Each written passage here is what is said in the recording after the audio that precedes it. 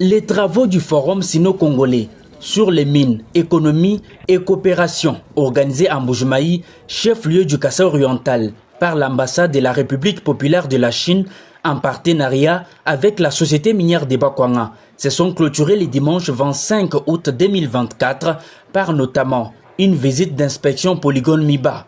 Le ministre des Mines, Kizito Pakabomba, accompagné d'une délégation chinoise, avec à sa tête l'ambassadeur de la République populaire de la Chine, ont été conduits sur terrain par l'administrateur directeur général de la MIBA, André Kabandakana. L'objectif de cette visite d'inspection s'inscrit dans le cadre de la découverte des opportunités que regorge cet ancien poumon économique du Grand Kasaï en vue d'attirer l'attention des investisseurs chinois. Donc la visite était d'une importance cruciale parce que j'ai pu me rendre compte des défis immenses auxquels fait face cette entreprise. Mais heureusement, il y a des opportunités qui pourront être développées. Le gouvernement, conduit par son Excellence, Monsieur le Président de la République, et sous son impulsion, le gouvernement est déterminé à redresser la MIBA parce que sa relance est importante non seulement pour l'espace Grand Kasaï, mais également pour l'économie de notre pays.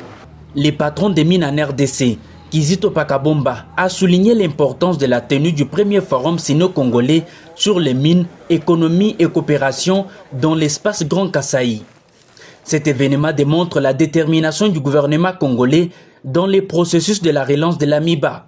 Nous avons mis en place ce forum pour attirer des investissements significatifs qui vont permettre à moderniser les équipements et la MIBA. Cela passe donc par cette étape de moderniser, mais également par, je dirais, une revue interne pour plus de transparence, plus une gestion plus efficace et que la production puisse repartir afin, je dirais, de faire en sorte que les capitaux mis dans l'entreprise puissent être progressifs.